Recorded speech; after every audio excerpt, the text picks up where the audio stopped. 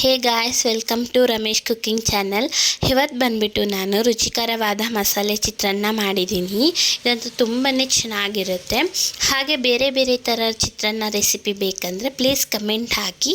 ಹಾಗೆ ನಮ್ಮ ಚಾನಲ್ನ ಸಬ್ಸ್ಕ್ರೈಬ್ ಮಾಡ್ಕೊಳ್ಳಿ. ಈಗ ಹೇಗೆ ಮಾಡೋದು ನೋಡೋಣ ಬನ್ನಿ. ಮೊದಲಿಗೆ ಸಾಮಗ್ರಿಗಳನ್ನ ನೋಡೋಣ. ಇಲ್ಲಿ ನಾನು 2 ಚಕ್ಕೆ 4 ಲವಂಗನ ತೊಗೊಂಡಿದ್ದೀನಿ. ಹಾಗೆ 7 ಹಸಿಮೆಣಸಿನ್ಕಾಯಿ, ಹಾಗೆ 1 ಗೆಡ್ಡೆ ಬೆಳ್ಳುಳ್ಳಿ, ಹಾಗೆ ಒಂದು ಸ್ವಲ್ಪ ಕೊತ್ತಂಬರಿ ಸೊಪ್ಪು, ಹಾಗೆ 15ರಿಂದ 16 ಕರಿಬೇವಿನ ಸೊಪ್ಪಿನ ಎಲೆ, ಹಾಗೆ 1 ಇಂಚ್ ಶುಂಠಿ, ಅರ್ಧ ಟೇಬಲ್ ಸ್ಪೂನ್ ಸಾಸಿವೆ, 4 ಟೇಬಲ್ ಸ್ಪೂನ್ ಎಣ್ಣೆ,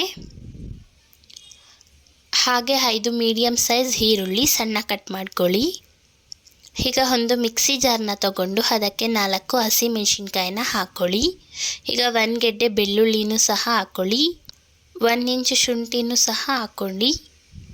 ಈಗ ಚಕ್ಕೆ ಲವಂಗನ ಹಾಕ್ಕೊಳ್ಳಿ. ಈಗ ನುಣ್ಣಗೆ ಗ್ರೈಂಡ್ ಮಾಡ್ಕೊಂಡು ಬನ್ನಿ.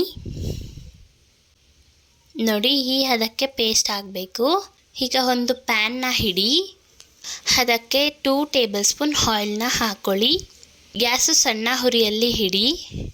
ಇದಕ್ಕೆ 1 ಟೇಬಲ್ ಸ್ಪೂನ್ ಹೆಸರುಬೇಳೆನ ಹಾಕ್ಕೊಳ್ಳಿ. ಇದಕ್ಕೆ 4 ಟೇಬಲ್ ಸ್ಪೂನ್ ಕಡಲೆ ಬೀಜನ ಹಾಕ್ಕೊಳ್ಳಿ. ಈಗ ಎರಡನ್ನು ಫ್ರೈ ಮಾಡ್ಕೊಳ್ಳಿ. ಆಗಲೇ ಹೇಳ್ದಂಗೆ ಸಣ್ಣ ಹುರಿಯಲ್ಲೇ ಮಾಡಿ, ಆಗ ಸೀದೋಗಲ್ಲ. ಈಗ ನೋಡಿ, ಇದು ಚೆನ್ನಾಗಿ ಫ್ರೈ ಆಗಿದೆ. ಇದನ್ನು ಸೈಡ್ಗೆ ಇಟ್ಕೊಂಡ್ಬೇಡ, ಸ್ಟವ್ ಆಫ್ ಮಾಡಿ.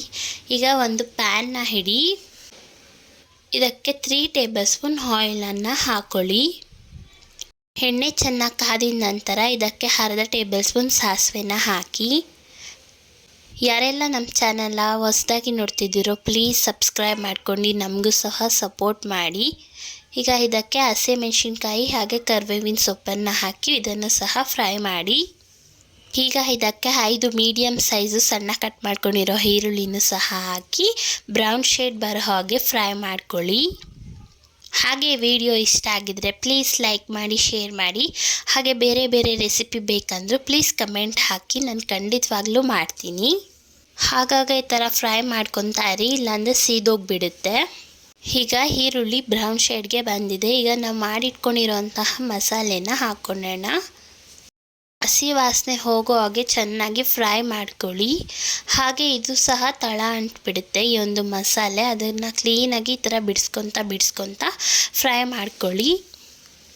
ಈಗ ಇದಕ್ಕೆ ಅರ್ಧ ಟೇಬಲ್ ಸ್ಪೂನ್ ಅರಿಶಿಣನ ಹಾಕ್ಕೊಳ್ಳಿ.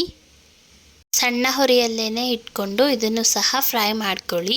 ಈಗ ಇದಕ್ಕೆ ನಾವು ಹಚ್ಚಿಟ್ಕೊಂಡಿರುವಂತಹ ಕೊತ್ತಂಬರಿ ಸೊಪ್ಪನ್ನು ಉದುರಿಸ್ಕೊಳ್ಳೋಣ.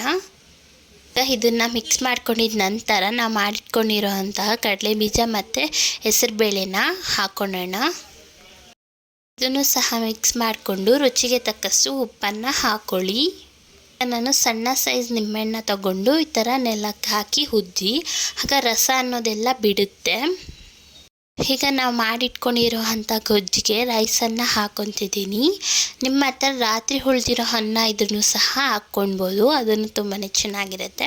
ನಾನಿಲ್ಲಿ ಬಿಸಿ ಬಿಸಿ ರೈಸನ್ನೇ ಹಾಕ್ಕೊತಿದ್ದೀನಿ. ಈಗ ಇದಕ್ಕೆ ನಿಂಬೆಹಣ್ಣಿನ ರಸನ ಹಾಕ್ಕೊಳ್ಳಿ. ನಿಂಬೆಹಣ್ಣು ಹಾಕ್ಕೊಂಡು ಮಿಕ್ಸ್ ಮಾಡಿಕೊಂಡೆ ಮಸಾಲ ಚಿತ್ರಾನ್ನ ರೆಡಿ. ನೋಡಿದ್ರಲ್ಲ ಗಾಯ್ಸ್, ಎಷ್ಟು ಸಿಂಪಲ್ ರೆಸಿಪಿ ಅಲ್ವಾ? ಹಾಗೆ ಈ ಒಂದು ವಿಡಿಯೋ ಇಷ್ಟ ಆಗಿದ್ದರೆ ಪ್ಲೀಸ್ ಲೈಕ್ ಮಾಡಿ. ಹಾಗೆ ನಮ್ಮ ಚಾನಲ್ನ ಸಬ್ಸ್ಕ್ರೈಬ್ ಮಾಡ್ಕೊಳ್ಳಿ.